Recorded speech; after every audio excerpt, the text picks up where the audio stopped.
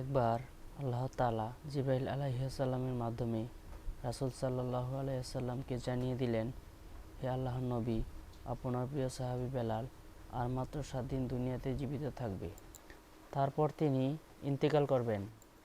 রাসূল সাল্লাল্লাহু আলাইহি ওয়াসাল্লাম আল্লাহ তাআলার পক্ষ থেকে এই সংবাদটি জানার পর তিনি তার বিশিষ্ট সাহাবী হযরত ওমর ও আলী রাদিয়াল্লাহু তাআলা আনহুকে বললেন, হে আমার সাহাবীরা, আমি জানতে পারলাম আমার প্রিয় সাহাবী বেলাল আর মাত্র 7 দিন পর তিনি দুনিয়া থেকে ইন্তেকাল করে চলে যাবেন।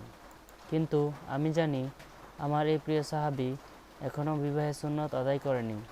তাই তোমরা যাও, মদিনার প্রতিটি ঘরে ঘরে খুঁজে দেখো আমার প্রিয় সাহাবীর সাথে কোনো মেয়ের পিতা তার কন্যাকে বিবাহ দিতে রাজি হয় কিনা। তোমরা সেই পিতাকে অবশ্যই বলবে বেলাল আর মাত্র 7 দিন দুনিয়াতে জীবিত থাকবে। আলী ও ওমর ফারুক রাদিয়াল্লাহু তাআলা আনহু রাসূলের নির্দেশনা পাওয়ার পর হযরত বেলাল রাদিয়াল্লাহু তাআলা আনহুর জন্য পাত্রী সন্ধানে বেরিয়ে পড়লেন। তারা কন্যার পিতার কাছে গিয়ে বলতে লাগলেন, আল্লাহ তাআলার প্রিয় সাহাবী হযরত বেলাল রাদিয়াল্লাহু তাআলা আনহুর জন্য রাসূল সাল্লাল্লাহু আলাইহি ওয়াসাল্লাম বিবাহের জন্য একজন পাত্রী খুঁজছেন। কেউ কি আপনার কন্যাকে হযরত বেলাল রাদিয়াল্লাহু তাআলা আনহুর কাছে বিবাহ দিতে রাজি আছেন? এই কথা শুনে কন্যার পিতারা বলতে লাগলো, রাসূল সাল্লাল্লাহু আলাইহি ওয়াসাল্লামের প্রিয় সাহাবী বেলালের হাতে আমাদের কন্যাকে তুলে দেওয়া এত আমাদের সৌভাগ্যের ব্যাপার। হযরত আলী ও ওমর ফারুক রাদিয়াল্লাহু তাআলা আনহু তাদেরকে বলতে লাগলেন, তোমরা একটি বিষয় জেনে রাখো, হযরত বেলাল রাদিয়াল্লাহু তাআলা আনহু আর মাত্র 7 দিন জীবিত থাকবে, পরে তিনি ইন্তেকাল করবেন। রাসূল সাল্লাল্লাহু আলাইহি ওয়াসাল্লাম এই সংবাদটি আমাদেরকে জানিয়ে দিতে বললেন। যখন তারা জানতে পারলেন হযরত বেলাল রাদিয়াল্লাহু তাআলা আনহু আর মাত্র 7 দিন পৃথিবীতে জীবিত থাকবে, তখন তারা বলতে লাগলো, যদি এই অবস্থায় এরকমই হয়, বেলাল 7 দিন পর এই পৃথিবী থেকে ইন্তেকাল করবে, তাহলে আমরা আমাদের কন্যাকে তার হাতে কোনোভাবেই তুলে দিতে রাজি না, কারণ আমরা চাই না আমাদের কন্যা 7 দিন পর বিধবা হয়ে যাক। অতঃপর হযরত ওমর ও আলী রাদিয়াল্লাহু তাআলা আনহু মদিনার বিভিন্ন জায়গায় হযরত বেলাল রাদিয়াল্লাহু তাআলা আনহুর জন্য একজন মেয়ে খুঁজতে লাগলেন, কিন্তু তারা কোনো মেয়ে খুঁজে পাচ্ছিলেন না। খুঁজতে খুঁজতে তারা একটি জঙ্গলে পৌঁছে গেলেন। সেখানে গিয়ে তারা দেখতে পেলেন এক ব্যক্তি ঝুপড়ি নির্মাণ করে সেই জঙ্গলে থাকছেন। সেই ব্যক্তি যখন হযরত ওমর ও আলী রাদিয়াল্লাহু তাআলা আনহুকে দেখলেন, তিনি জিজ্ঞাসা করলেন, হে আল্লাহর বান্দারা, আপনারা কি উদ্দেশ্যে এই জঙ্গলে আমার ঝুপড়িতে আগমন করেছেন? হযরত ওমর ও আলী রাদিয়াল্লাহু তাআলা আনহু রাসূল সাল্লাল্লাহু আলাইহি ওয়াসাল্লামের নির্দেশে তার একজন প্রিয় সাহাবী হযরত বেলালের জন্য একজন মেয়ের সন্ধান করছি, যার সাথে তার বিবাহ দেওয়া যায়। তখন সেই ব্যক্তি বলল, যদি তাই হয় তাহলে তো আমার একজন মেয়ে আছে, আমি তাকে আল্লাহর প্রিয় সাহাবী হযরত বেলালের হাতে তুলে দিতে চাই। আর কেননা আমি আমার কন্যাকে তার হাতে তুলে দিতে চাইব না, কারণ তিনি তো আল্লাহর নবীর একজন প্রিয় সাহাবী, তার হাতে আমার কন্যাকে তুলে দেওয়া তো সৌভাগ্যের ব্যাপার। হযরত আলী ও ওমর রাদিয়াল্লাহু তাআলা আনহু তাকে বলতে লাগলেন, তুমি এই কথাটি জেনে রাখো, আল্লাহর সেই প্রিয় সাহাবী এই দুনিয়াতে আর মাত্র 7 দিন জীবিত থাকবে, 7 দিন পরে তিনি ইন্তেকাল করবেন। যখন সেই ব্যক্তি তার কাছ থেকে সংবাদটি জানতে পারলেন, তখন তিনি বললেন, যদি মাত্র 7 দিন এই পৃথিবীতে তিনি জীবিত থাকেন, তাহলে আমি আমার কন্যাকে তার হাতে তুলে দিতে চাই না, কারণ আমি চাই না আমার কন্যা 7 দিন পর বিধবা হয়ে যাক। হযরত ওমর ও আলী রাদিয়াল্লাহু তাআলা আনহুর কথাটি জঙ্গলে থাকা ব্যক্তিটির কন্যা দূর থেকে শুনছিল। দেখলেন তার পিতা সাহাবীদের সাথে তার বিবাহের কথা বাতিল করে দিচ্ছেন। তখন সে ডাক দিয়ে বললেন, আব্বাজান, আমি এই বিবাহে রাজি আছি। আপনি কিভাবে এমন বিবাহের প্রস্তাব প্রত্যাখ্যান করতে পারলেন? কেননা আল্লাহর প্রিয় নবী রাসূল সাল্লাল্লাহু আলাইহি সাল্লাম সরাসরি নিজ থেকে এই প্রস্তাবটি পাঠিয়েছেন।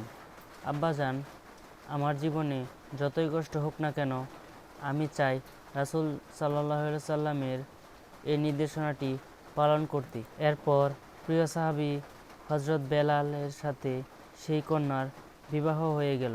বেলাল রাদিয়াল্লাহু তাআলা আনহু তখন তাকে জিজ্ঞেস করলেন, হে আল্লাহর বান্দী, তুমি একথা জানার পরেও কেন আমাকে বিবাহ করলে, যা আমি কেবলমাত্র 7 দিন পৃথিবীতে জীবিত থাকব, পরে তো তুমি বিধবা হয়ে যাবে। তখন সেই মেয়েটি উত্তর দিলেন, যদিও আমি 7 দিন পর বিধবা হয়ে যাই, তারপরও আমি আমার জীবন দিয়ে রাসূল সাল্লাল্লাহু আলাইহি সাল্লামের একটি নির্দেশনা পালন করতে পেরেছি। এর জন্য আমি আমার নিজেকে ধন্য মনে করেছি। আর আপনার মতো আল্লাহর নবীর একজন প্রিয় সাহাবীকে আমার স্বামী হিসেবে পাওয়া তো আমার পরম সৌভাগ্যের ব্যাপার। হযরত বেলাল রাদিয়াল্লাহু তাআলা আনহু সেই দিন ইন্তিকাল করবেন, যেদিন তিনি তার বিবিকে বললেন, বিবি, আজ রাতে তো আমি ইন্তেকাল করব। ইন্তিকালের পূর্বে আমার মনে চাচ্ছে কিছু রুটি ভক্ষণ করার, অতএব তুমি যাও, প্রতিবেশীর বাড়ি থেকে কিছুটা আটা এনে আমার জন্য কয়েকটা রুটি তৈরি করো। হযরত বেলাল রাদিয়াল্লাহু তাআলা আনহুর স্ত্রী তার কথা মতো 60টি রুটি তৈরি করে তার সামনে পরিবেশন করলেন। এমন সময় একজন ভিক্ষুক দরজায় এসে ডাক দিয়ে বললেন, হে গৃহকর্তা, আজ কয়েকদিন যাবৎ আমি কিছুই ভক্ষণ করিনি। ক্ষুধায় আমার পেটে আগুন লেগে গেছে। দয়া করে আমাকে কিছু খাবার ভিক্ষা দিবেন। হযরত বেলাল রাদিয়াল্লাহু তাআলা আনহু যখন দেখলেন তার দরজার সামনে একজন ভিক্ষুক খাবার প্রার্থনা করছে, তখন তিনি তার মৃত্যুর আগে শেষ ইচ্ছাটাও পূরণ না করে সবগুলো রুটি সেই ভিক্ষুককে দান করে দিলেন। ফকির হযরত বেলাল রাদিয়াল্লাহু তাআলা আনহুর দরজার সামনে সেই রুটিগুলো খেতে বসলেন। তখন হযরত বেলাল রাদিয়াল্লাহু তাআলা আনহুর মৃত্যুর সময় ঘনিয়ে আসলো। তখন হযরত আজরাইল আলাইহিস সালাম তার জান কবজ করার জন্য তার দরজার সামনে উপস্থিত হলেন। কিন্তু হযরত বেলাল রাদিয়াল্লাহু তাআলা আনহু এই দরজার সামনে উপস্থিত হয়ে দেখতে পেলেন এক ফকির ঘরের ভিতরে যাওয়ার পথ আটকে বসে আছে। তখন হযরত আজরাইল আলাইহিস সালাম সেই ফকিরকে লক্ষ্য করে বললেন, এই ফকির, তুই এখানে পথ আটকে বসে আছিস কেন? আমাকে ঘরে প্রবেশ করতে দে। আল্লাহ তাআলার আদেশ করেছেন যেন আমি বেলালের জান কবজ করে নিয়ে যাই। তখন সেই ফকির আজরাইল আলাইহিস সালামকে বলল, হে আজরাইল, তুই কি জানিস না খানা খাওয়ার সময় কাউকে বিরক্ত করতে হয় না? তুই কি দেখতে পাচ্ছিস না আমি এখানে বসে খানা খাচ্ছি?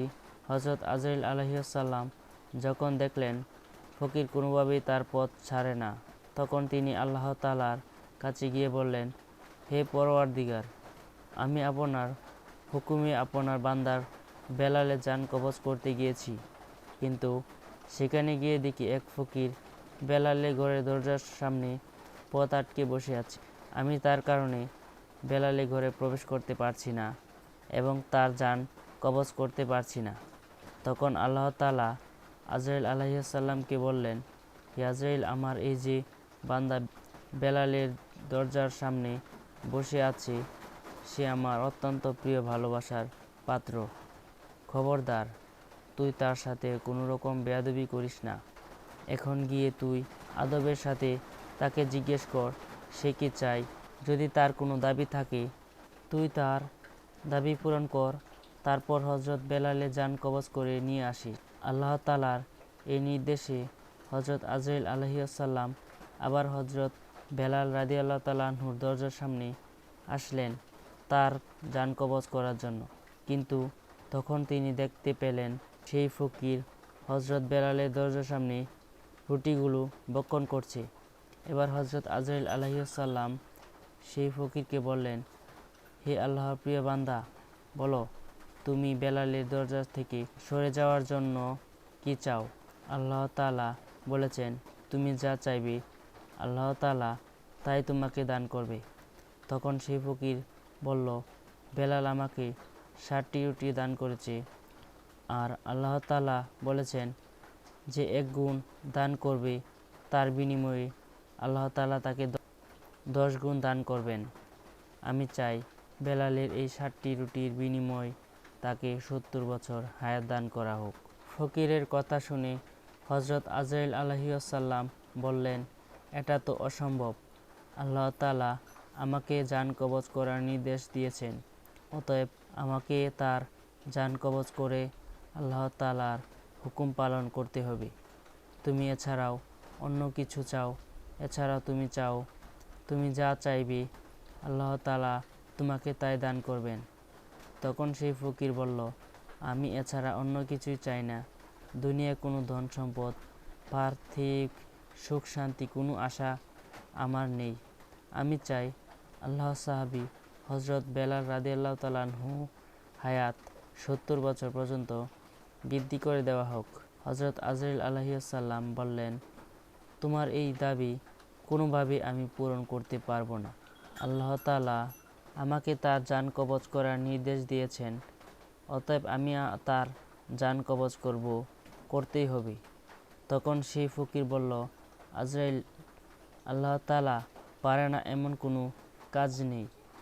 আল্লাহ তাআলা যদি বেলালের হায়াত বৃদ্ধি না করে দেন, তাহলে আমি 70 বছর যাবৎ 60টি রুটি বেলালের দরজার সামনে বসে ভক্ষণ করব, আর এইভাবে তুমি বেলালের ঘরে প্রবেশ করতে পারবে না আর তার জান কবজ করতে পারবে না। রাসূল সাল্লাল্লাহু আলাইহি সাল্লাম পবিত্র হাদিস শরীফে ঘোষণা করেছেন, আল্লাহ তাআলার এই দুনিয়াত আল্লাহর এমন কিছু প্রিয় বান্দা রয়েছে, আকসামাহুল্লাহ, যদিও তারা আল্লাহ তাআলার নামে শপথ করে কোনো কথা বলে দেন, তাহলে আল্লাহ তাআলা অবশ্যই তাদের সেই দাবি পূরণ করেন। হযরত বেলালের দরজার সামনে সেই ফকির বসেছিলেন। তিনি সাধারণ কোনো ফকির ছিলেন না, তিনি ছিলেন আল্লাহ ও তার রাসূল সাল্লাল্লাহু আলাইহি সাল্লামের পাগল হযরত ওয়াসকরুনী রহমতুল্লাহি আলাইহি যখন আল্লাহর কাছে হযরত বেলালের হায়াত বৃদ্ধির জন্য দাবি করে বসলেন, তখন আল্লাহ তাআলা এই দাবি পূরণ না করে আর পারল না। তখন তিনি হযরত আজরাইল আলাইহিসসালামকে ডাক দিয়ে বললেন, হে মালাকুল মাউত আজরাইল, আমার প্রিয় বান্দা ওয়াসকরুনী একটি দাবি করেছে, আর আমি সে দাবি কি পূরণ করব না? এটা কিভাবে হতে পারে? হে আজরাইল, তুমি ফিরে আসো।